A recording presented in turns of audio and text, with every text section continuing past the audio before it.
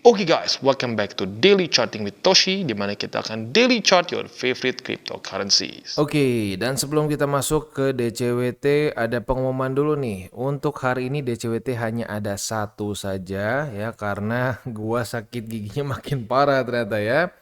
Jadi harus ke dokter dan udah dikasih obat. Mulut jadi rada susah buka ya, dan harusnya istirahat sih, tapi ya udahlah, untuk DCWT ini bisalah satu aja bisa kayaknya ya. Tapi otomatis bahkan akan lebih pendek daripada biasanya DCWT-nya.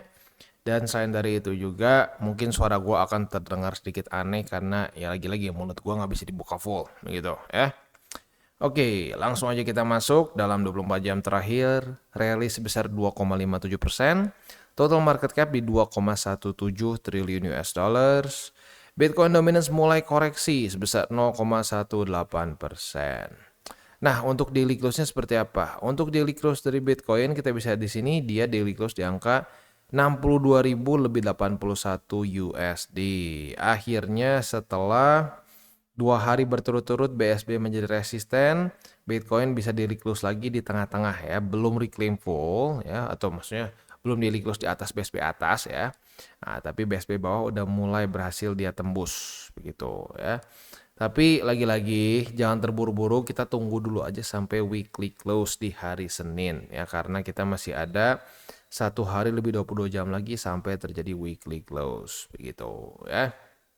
Ini dia makanya kenapa gue sering kali ngomong ya, udah jangan terburu-buru, tunggu konfirmasi ya, kita lihat aja sampai weekly close-nya seperti apa. Orang kebanyakan belum weekly close udah ngeliat, wah lihat nih gila ngedrop gini udah pasti ini fake out lagi nih kayak kemarin-kemarin. Belum tentu, kita masih ada sehari lebih 22 jam. Ya, di waktu kemarin-kemarin berarti masih ada 2 hari, 3 hari gitu. Nah orang tuh punya kebiasaan untuk pengen mencoba lebih cepat daripada market, lebih cepat daripada market. Begitu. Nah saat lebih cepat daripada market, lebih cepat daripada market, ya punya tendensi buat yang misalkan nih ya lu DCA di atas ini nih, udah bener DCA-nya ya. Wah turun, waduh kayaknya kalau gini caranya gue harusnya cut loss aja ya. Cut loss dulu, baru nanti pas dia turun lebih dalam lagi gue beli lagi. Nah taunya tiba-tiba naik. Nah pas naik panik lagi, beli di atas lagi. Nah itu yang penyakitnya seperti itu ya. Jadi makanya janganlah kita mencoba untuk apa ya, mendukun. Wah market mau begini, market mau begitu. Enggak, kita tunggu saja konfirmasi, tunggu daily close-nya, tunggu weekly close-nya. Kalau sampai sudah terbuat suatu pattern, ya barulah kita bereaksi. Jadi ingat, tugas kita bukanlah tebak-tebakan market mau kemana, gitu ya. Kita tugasnya adalah bereaksi. Nah, bereaksi itu artinya apa? Sudah dulu terjadi satu hal di market, gitu. Jangan belum terjadi apa-apa kita sudah mencoba untuk wah front running. Nah, saat kita mencoba untuk front running, itu yang menyebabkan kita beli pucuk, jual bawah, beli pucuk, jual bawah. Karena patternnya mirip-mirip kalau gue perhatiin ya. Naik nih, wah mantap mantap mantap ya. Gak kepikiran TP.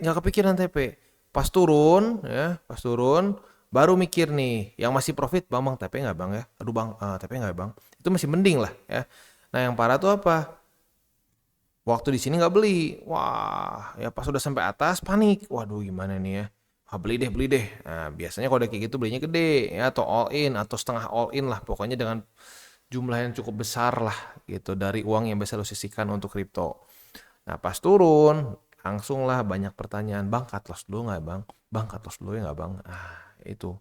Jadi kalau masih ada yang bertanya-tanya kenapa bang kok bisa banyak orang beli pucuk jual bawah? Ya, karena itu ngejar pump ya, koreksi panik. Bukannya dibeli, bukannya kita mau perbaiki harga rata-rata kita, tapi malah panik. Begitu. Jadi kita harus ingat DCA itu adalah, ya selain itu kan ada slangnya ya. Ada salah satu subscriber kita yang ngomong DCA itu dicicil aja. Benar, itu biar gampang ya. Tapi DCA itu sebenarnya adalah dollar cost averaging. Averaging. Ya, jadi tugasnya adalah apa? Untuk bikin rata-rata. Gitu. Dan yang gue perhatiin kemarin juga kan sempat ada satu tuh komen ya. Walaupun itu jujurnya minoritas sih. Nah, tapi ya itu ada yang komen, wah kalau 1 juta dibagi 10 cuma 100.000 sekali belinya, average-nya jelek dong. Ya enggak dong, kebalik justru. Kalau elu 1 juta cuma dibagi 2, disitulah average-nya jelek. Begitu. Oh ya enggak dong bang, kan kalau di bawah, nah itu dia. Kalau di bawah, kalau di atas gimana? Nah itu, orang tuh kebanyakan berpikir cuan dulu, bukan mikir resiko dulu. Begitu. Kalau lu bagi 10, lu dapat berapa posisi? Lu dapat averaging di tempat mana aja. Itu bandingin sama cuma 2 posisi. Gitu. Jadi ya itu, that's the beauty of DCA. Tapi DCA-nya harus jujur dengan diri kita sendiri. Jangan sampai lu sebenarnya all in dibagi 2, tapi bilangnya DCA. Nah, itu kacau. Begitu.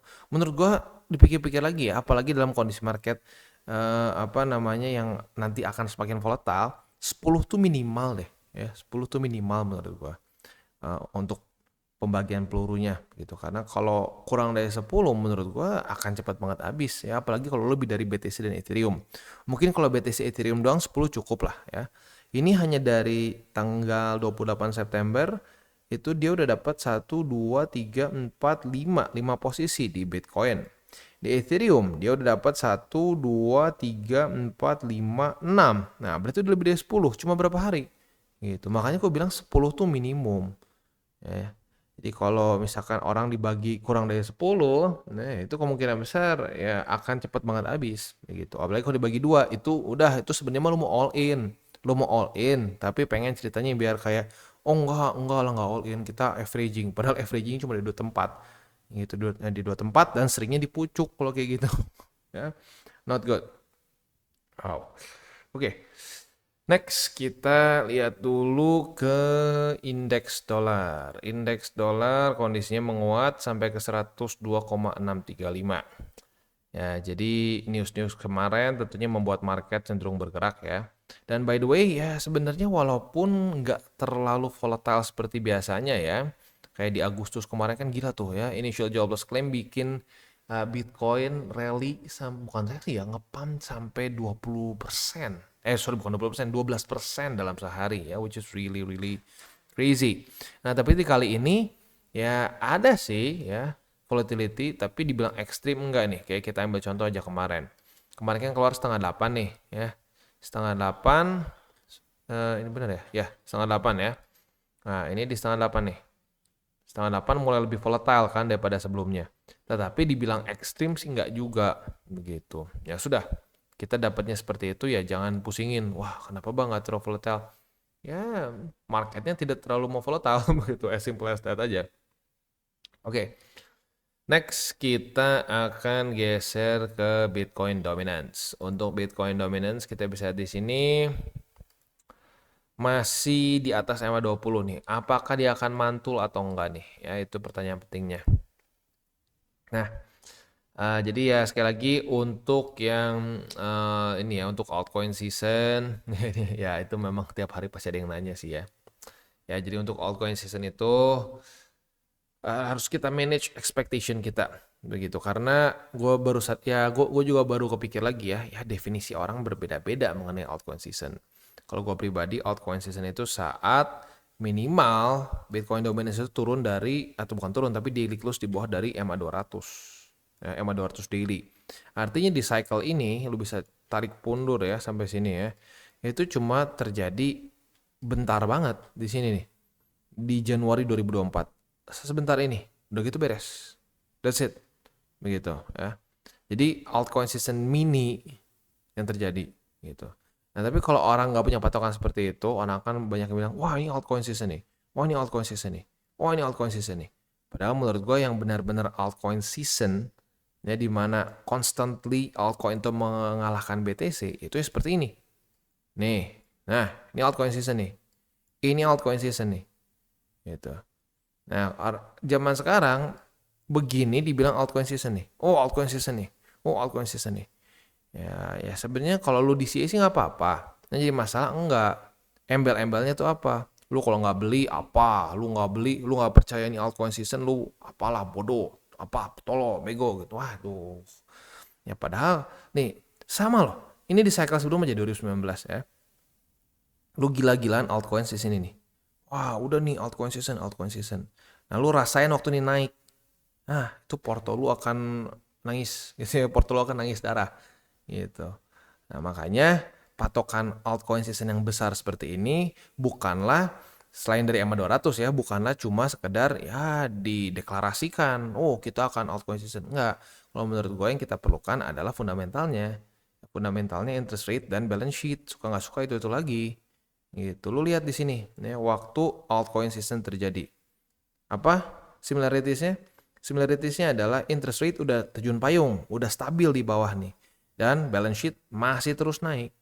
Begitu. Inilah yang kita sebut sebagai market yang penuh dengan liquidity. Market yang penuh dengan liquidity akan lebih berani untuk mengambil resiko. Makanya altcoins lebih subur. Nah, sekarang belum ada bensin. Nah, belum ada bensinnya susah. Lu mau punya Ferrari, lu mau punya Lamborghini, ya. Nggak ada bensinnya nggak jalan. Begitu. Ini bensinnya masih belum, ya. Masih lagi di PO dulu gitu ya. Nah, kalau belum di PO ya gimana gitu. Wah, ini bakal menang mobilnya nih, pasti balap menang. Ya gimana mau menang balap? Orang bensinnya aja belum dimasukin, belum ada bensinnya. Gitu ya. Oke. Next kita akan untuk ekonomi kalender hari ini otomatis nggak ada apa-apa ya. Nah, besok juga udah nggak ada apa-apa karena ini Sabtu dan besok Minggu ya. Oke, kurang lebih sih seperti itu ya untuk DCWT-nya untuk hari ini. Otomatis akan lebih pendek sedikit karena ya, seperti gue bilang tadi di depan ya, gigi gue sakit. Jadi gerahamnya tuh kayak apa ya? Disebutnya kalau ada yang nyebut itu gigi anjing katanya di belakang gitu ya, di mana dia keluar gitu. Nah ini sebenarnya udah keluar dari dulu sih dan nggak sakit juga. Ini sekarang anehnya sedikit geser lagi dan sakitnya lebih kencang daripada waktu keluar malah. Ya jadi sekarang bengkak makanya rada susah ngomongnya ya. Ngomongnya sedikit berbeda dibandingkan biasanya karena mulutnya nggak bisa dibuka full. Oke, jadi kurang lebih seperti itu ya untuk DCWT kita pada hari ini. Gue ingatkan lagi 3 golden rules. Jangan pakai uang panas, jangan over leverage, dan berpikirlah jangka panjang. Oke guys, jadi itu adalah akhir dari segmen DCWT kita pada hari ini. Dan jangan lupa bagi kalian yang merasakan manfaat dari segmen ini, jangan lupa untuk share ke teman-teman kalian. Dan apabila lu pengen mensupport channel kita, ya TCI, jangan lupa untuk menggunakan link referral kita di bawah. Nggak wajib, ya, tetapi apabila lu menggunakan link referral kita di bawah, ada macam-macam ya, dari Bybit, Huobi, Maxi, toko kripto, dan banyak lagi.